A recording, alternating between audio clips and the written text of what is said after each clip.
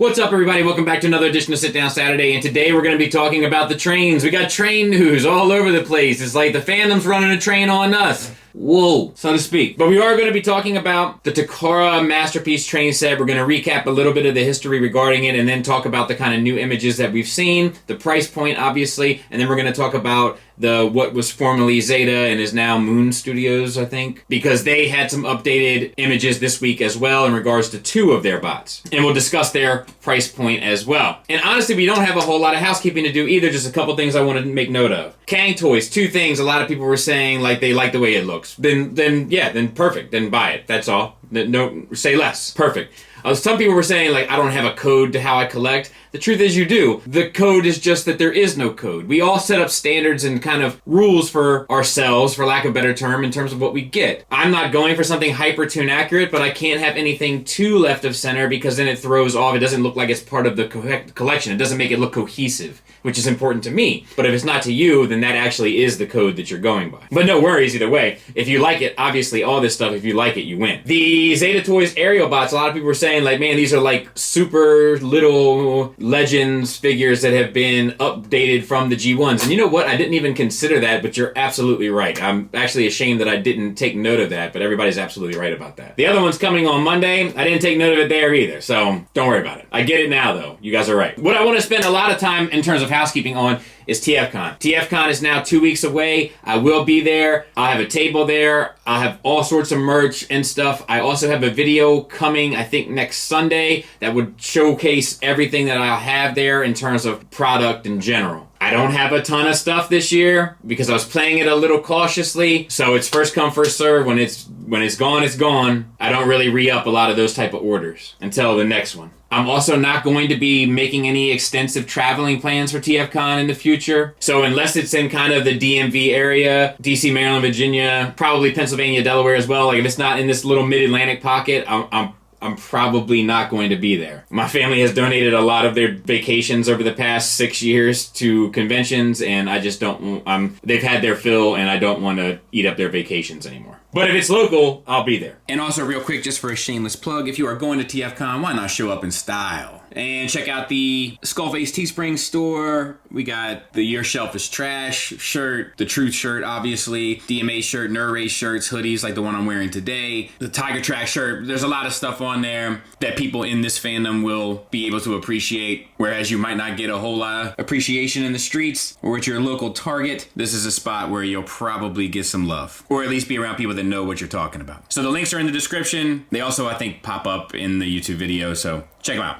And with that, I think we can get into this. So let's start with the Masterpiece one, right? The Takara one. We finally got updated images of their robots, or at least one robot. And we'll talk about him here in a bit. But what I want to start with, first and foremost, is go over a little bit of brief history. Now, we have covered this before. So if you look through the Sit Down Saturday playlist, you should be able to find it. But this character, Raiden, that's trains that combine, the Autobot trains that combine, was originally a G1 Japanese exclusive toy. He was in the Headmasters cartoon, and he definitely has a fan following on both sides of the Pacific, but definitely more so enjoyed and celebrated in Japan. So much, in fact, that the Tokyo Metro and the Bureau of Transportation were a big part of how this piece came to be. It was to help celebrate them at a convention that we initially got the news in the first place that this was even going to be a thing. This was about a year ago. Some of my concerns about it is that Takara isn't necessarily the most prolific company in the world, and they're also not the most affordable, at least, well, I guess especially more so anymore. But we did get some images of their first bot, and I gotta be honest with you, I am less than impressed. Now, some people are already screaming, kicking, and yelling that it's my bias against Takara. Don't think that's accurate. I don't think I'm alone here, but this doesn't look like a masterpiece to me. This looks like a chug, which is fine if it were a chug,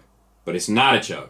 It's a masterpiece. But it's part of this line called the MPG line, which to my understanding may in fact be a clue about a new masterpiece line that focuses entirely on combiners, which could be interesting in the future. And I think they're all going to be about the size of Combiner Wars Devi for a sense of scale as well. Now, if you're on Patreon, then you're familiar with the conversation I had with a friend of ours recently, and he made a good point that because this is so wrapped up in the politics, I imagine, of the Bureau of Transportation and Tokyo Metro, the train is more accurate to the proper train than it is perhaps to the cartoon model. As a result, we get a robot perhaps with a ton more kibble than he actually needs to be successful, but we have to appease the people that we're trying to appease. In short, the sun don't shine if sun don't shine. And we also get a look at what I guess is the combiner section as well, which also leaves me a little underwhelmed. But I think the reason for the overwhelming amount of kibble is because of how accurate they have to be to the train. That being said, the train still won't be in scale, I don't believe, with any of the other bots. So it's like, what are we doing exactly? The old robbing Peter to pay Paul or whatever. And basically, just to reiterate what I mean with the kibble is that the trains, if you look at them, they're longer than they should be, if that makes any sense. And I don't think that was worded properly. But like, they don't need to be that long. However, to be accurate to the Japanese trains, I believe they do need to be that long. So as a result, we have all of this train that we have to figure out what to do. And I think the answer to figuring out what to do with it was to place it all over their legs and back. And as a result, it just gives a very unfinished look to them, in my opinion. Now, it could be that that has also something to do with figuring out the combiner element to it. I'm willing to accept that also. I just can't say for sure on either. I'm hypothesizing on both. Large pieces of translucent plastics to cover the window aspect of the trains. There's just a lot about this that sets my spidey sense off, and it's coming in at $200. And at $200, I'm not exactly overwhelmed about paying $1,200 to get all 6, especially from this company who, to me, has had a very hit or miss reputation as of late in regards to their quality. Now let's transition into the Moon Studios. Now this was previously the Zeta bots, but around the time of the Unicron drama and Unicron switched to Studio Cell, this switched to Moon Studios. And we got all sorts of prototypes regarding these, and they look great. And they look like proportionate in terms of the other Zeta bots. It looks like it'll fit great with the rest of your MP collection. We got all the bots announced at once. We saw prototypes of the combine mode, like early on in the process. There's not a lot of mystery surrounding it. You pretty much know how it's going to turn out, and it's from a company that you trust to make combiners. And just recently, we got their bots. Or at least I should say 2 of them. Don't ask me which 2, I don't know their names. But we do not have the same kibble issues whatsoever. Now, obviously, they're not the same bot, so they're not dealing with the exact same issues, but the truth still stands. These look better, they look cleaner, I think they look more accurate, and they actually look like masterpieces as opposed to this, which looks like a chug. Which is fine if it were a chug. And we got to see the leg modes, because that's kind of what matters for a lot of us. We got a nice close-up image of those, and they look fantastic. I couldn't ask for anything more. And as far as price point, they're coming in at $110 a piece. So, we had to make decisions, right? I've made mine. I'm going with the Moon Studios. It's, to me, a no-brainer.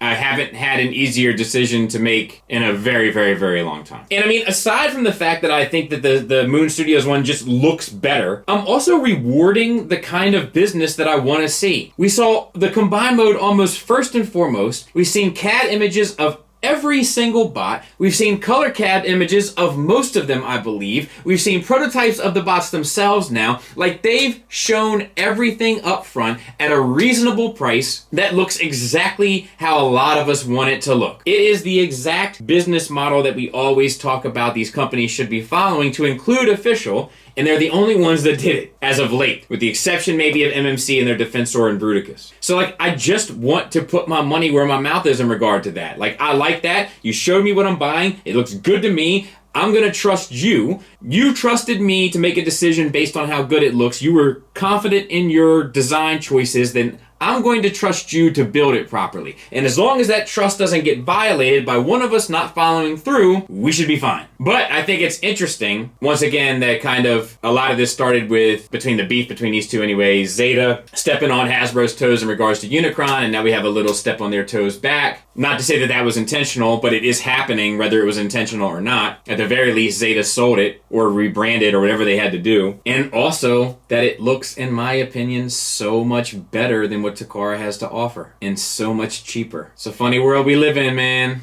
I remember when this scenario was always the polar opposite, and that's why I thought it was worth talking about and having a look at. We'll obviously be tracking both of these releases. We'll at least be looking at the Moon Studios. Hopefully I'll have a line on the Takara ones as well. And we'll see how it plays out. And we might have to come back and address this again at some point as well, because we've kind of been following both. I have videos on both of these topics separately prior to. So yeah, that's all for today. The Versus on Starscream, Deformation Space, and Starscream from Make Toys is next week. It's already uploaded. It's locked and loaded. I just moved it out of the way because this is kind of hit and kind of, I don't know, something I wanted to talk about and get out of the way. And I have other stuff that's already hit that we got to talk about too, but we will get there. It's feast or famine sometimes with topics, and I just happen to be at a feast at the moment. But anyway, I hope that was enjoyable. Till next time, thanks for listening. Thanks for watching. Till next time, take care.